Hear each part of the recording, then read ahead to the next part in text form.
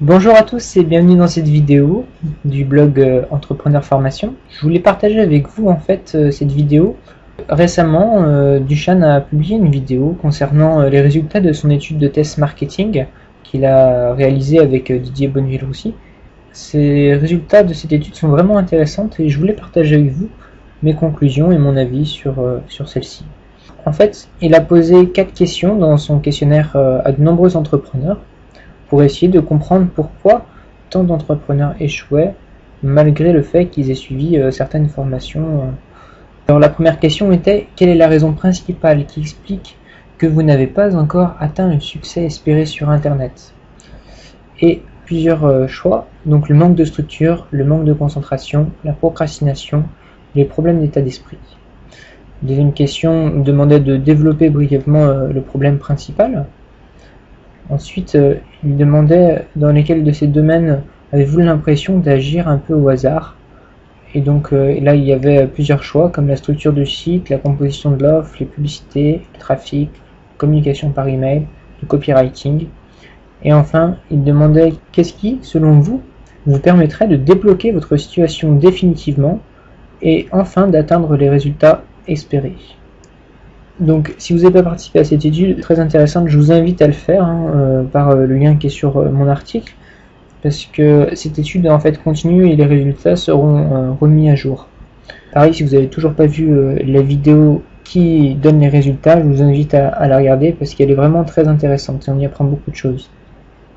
Pour résumer ces résultats d'études, il faut savoir que en fait plus de la moitié pensent échouer à cause de leur manque de structure plus que toute autre raison.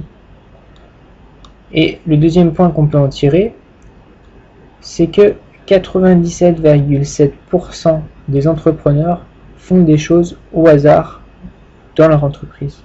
Dans chacun des éléments qui ont été cités dans la question 3, plus de 50% agissent au hasard. La cause profonde de ceci, comme le montrait Dusan, c'est en fait l'absence de méthode systématique.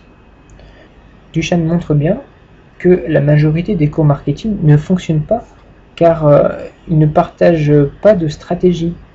C'est vrai qu'ils évoquent des éléments de technique, aussi de tactique, mais pas vraiment de stratégie réelle, une approche systématique qu'on peut appliquer. Quelle conclusion on peut en tirer? Personnellement, je trouve que c'est vrai que souvent, les méthodes traditionnelles tentent de simplifier, d'expliquer des tâches, elles séparent les tâches, et c'est un peu même un réducteur, car en fait, elles isolent plein d'éléments séparés, mais au final, les entrepreneurs ne savent pas ce qu'ils doivent commencer à faire et à quel moment ils doivent commencer à le faire. En plus, les entrepreneurs ont rarement des plans d'action. On voit qu'ils ont souvent des idées de leur travail, mais ils ne savent pas vraiment par quel bout le prendre.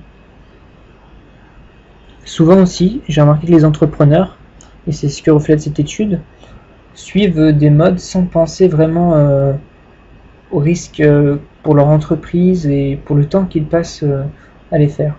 Par exemple, je vois beaucoup de gens qui passent beaucoup de temps sur les réseaux sociaux à essayer de développer leur entreprise sans savoir réellement les retombées que ça a sur leur entreprise.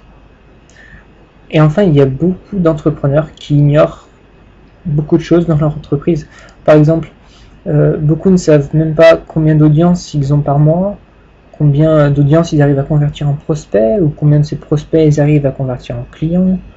Savoir également combien coûte un client, c'est quelque chose d'important. Combien rapporte chacun de ces clients, d'où viennent leur audience, quelles tâches rapportent le moins ou le plus.